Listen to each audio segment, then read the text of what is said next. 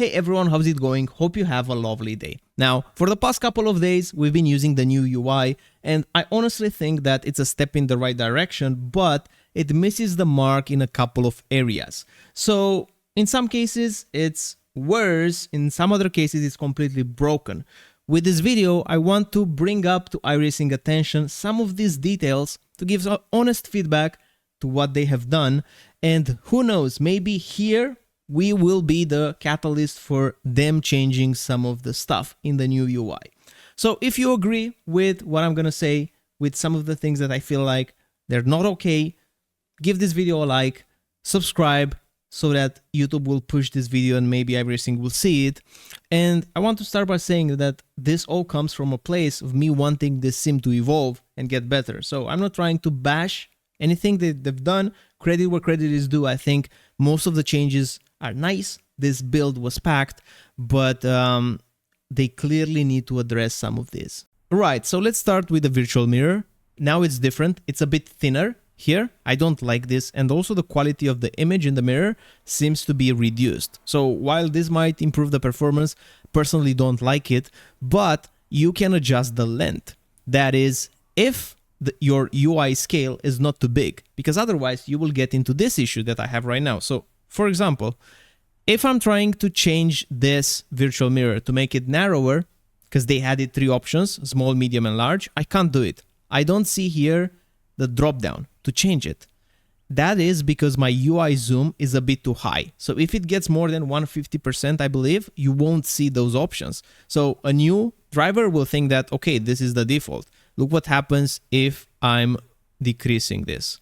Look. 150%, now I see the setting here, virtual mirror setting, and I can adjust it. I can put it small, I can put it medium, or I can put it large. But if I go back to my 160%, that setting is not there. So this is just straight up a bug. Now the next one is something that really bothers me, and it's all about user experience. Let's say we want to see the laps of specific drivers. We have here this drop down where we can switch between drivers, and also the previous and next button, so we can get to our driver. But if we want to see their laps, it's not possible here. You have to go in the top here, laps, and see their laps, and you can also cycle through them. So it feels like you're doing the same thing in 2 different areas in the UI. You're cycling through the drivers to see their laps in the top, but you also have the exact same thing here in the bottom. Why not bring this laps button and add it here in this space? So when you click on it, you will see these kinds of laps. So the interface will pop up from the bottom here instead of having it in the top. It just feels like you have to look on the bottom and then you have to look in the top part. It's just not as intuitive, and overall I think it's not such a good user experience. Same with results. Same with info and rules. I think all of this can be incorporated in this part right here, or if not all of those, at least the results and the laps. It will make a lot more sense to see results and laps here where you're cycling to the drivers instead of having them on the top. Next on the list is this garage screen, where I really feel it's a huge potential to make it better, because such a waste of space on the left here, on the right. So basically we have this box in the middle and then just wasted space. So why not just put this all the way to the left, all these settings, so that we have more space on the right where you can actually show a 3D model. So when you're, for example, hovering over camber, you see the 3D model of the camber to see exactly what you're changing. Some people will learn a lot from it, but also you see some text explanation on the top right side. I feel like you can add a lot more text there. Like, it's just text and you have more space. Why not give more details? But anyways, we're going into the settings, and this is where it falls apart, at least for me. Too much scrolling in these menus. Like, I get what they're trying to do. I'm okay with what they're trying to do. I think overall it's more organized by having these 3 on the left side. But realistically, people will search like this. Like, they will scroll. And look how much you have to scroll. Like, I'm scrolling for the last almost 10 seconds. I'm not even in the middle. So if you look at the UI here, you see that, once again, too much wasted space. Why not have these buttons here close to the text. So buttons close to the text, and then you can have 2 rows or 2 columns. I'm sorry. So that you can fit more buttons, exactly like they had in the old UI. So they can just keep the experience from the old UI, at least in this infinite scrollable lists, so that you can make this list shorter. You can do this, just optimize the space, keep the scroll, but optimize the space. At least we won't have to scroll as much. And this is a theme on all the settings here. Look, you have to scroll a lot. So a lot of wasted space, that's one of the things. But also, I feel like, for example, the size of these icons, it's too big. Like, you can just use less vertical space. You can have clever ways of using less vertical space. It's good that we have the tree on the left side, but realistically, not a lot of people will go like this. They will just go one by one and they will try to search it. And speaking of search, we need a search function so that we can just type what we want to find. That search function should be quite smart. So you need to name all of this. You need to use labels that are intuitive so that we can at least search it. Because this scroll is not a good user experience. While this looks better, I mean, it looks better from the organizing point of view, it's way worse when you're actually using it. You will see kind of the same thing with the black boxes. It's nice that now we can see the iRatings like this. Would be also nice in a race to see if you're losing or gaining iRating. I mean, come on, we can copy the overlays that already exist, are super successful in the interface, and just implement them in iRacing. Why not have also if you're gaining or losing iRating in a race, if you already have iRatings here. But anyways, features aside, because they will build more feature in the future, that's not the issue.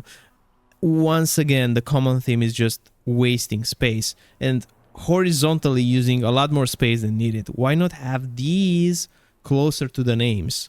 You see, same here. Why not have these deltas closer on the left side?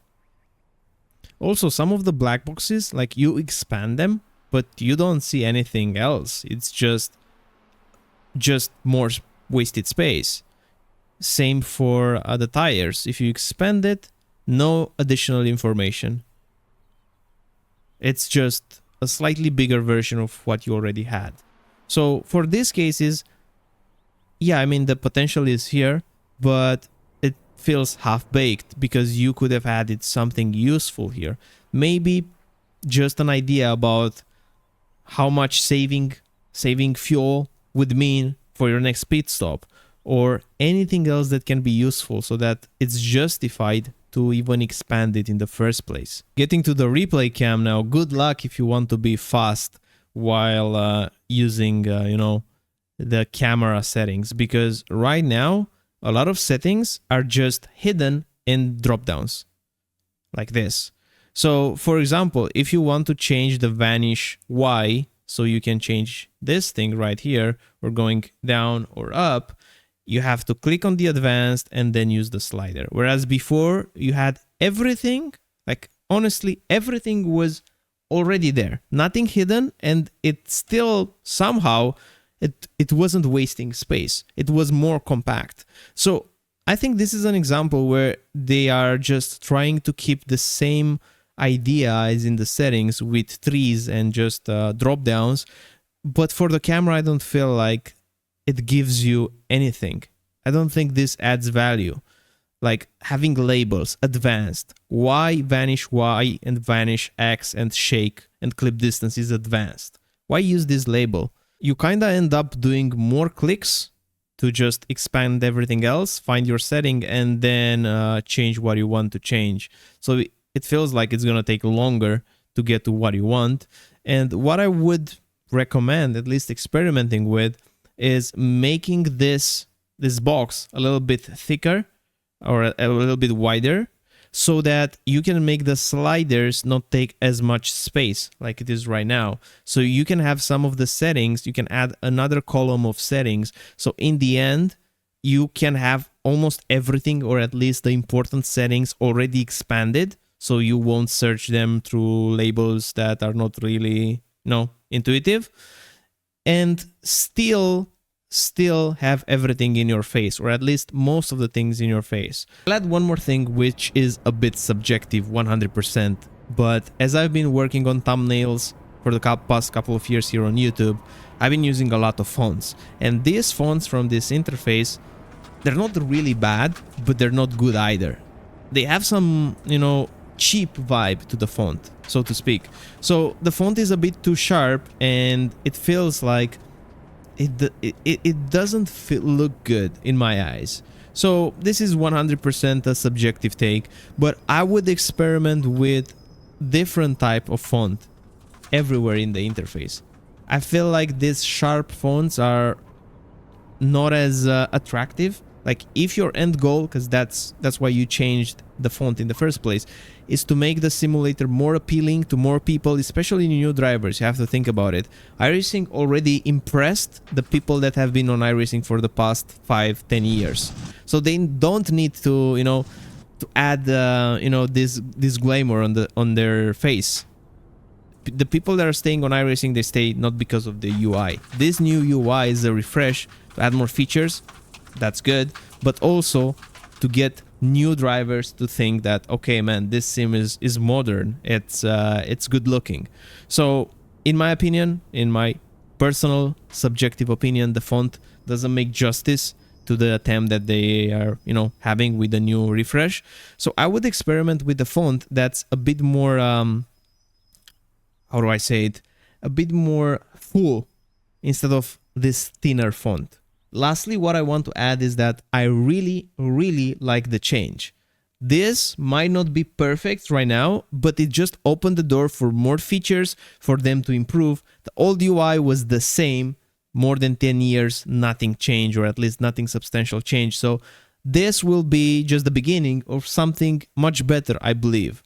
And all in all, even in this current state, I still prefer this UI, even though I'm sick of using the camera tool and expanding those menus. I'm sick of going in the settings just to change something or add a keybind for a car or something like that.